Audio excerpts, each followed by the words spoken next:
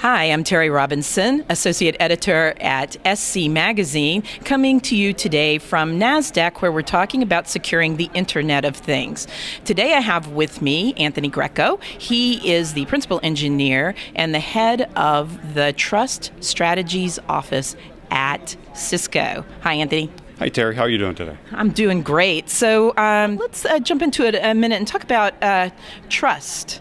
There's a lot of talk these days about establishing trust between customers and vendors and consumers.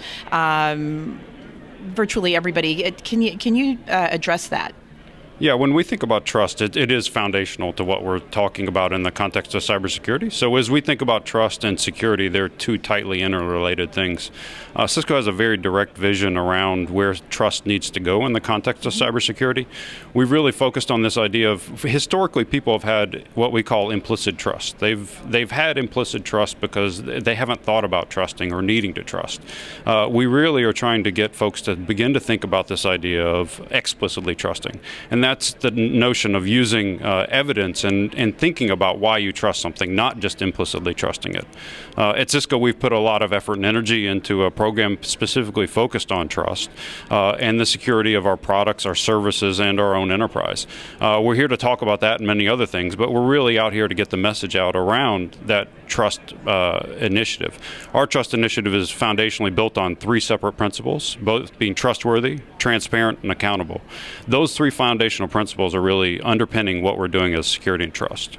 Okay. So how do companies come to trust their vendors? I mean, what should they be looking for?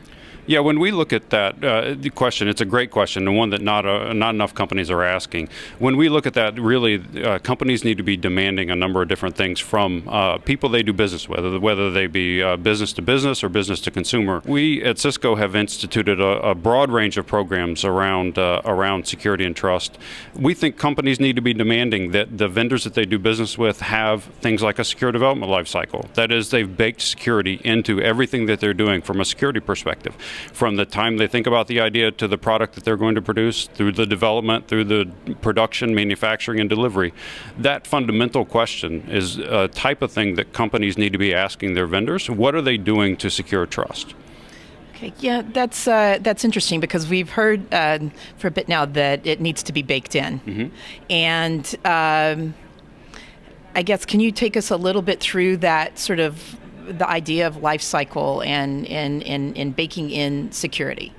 Yeah, when we look at it, and the industry is progressing down this path, the notion of thinking about security can't be bolted on, especially when we talk about the transition happening in the IoT world. Every company is becoming a digitized company, and every company is becoming an IT company.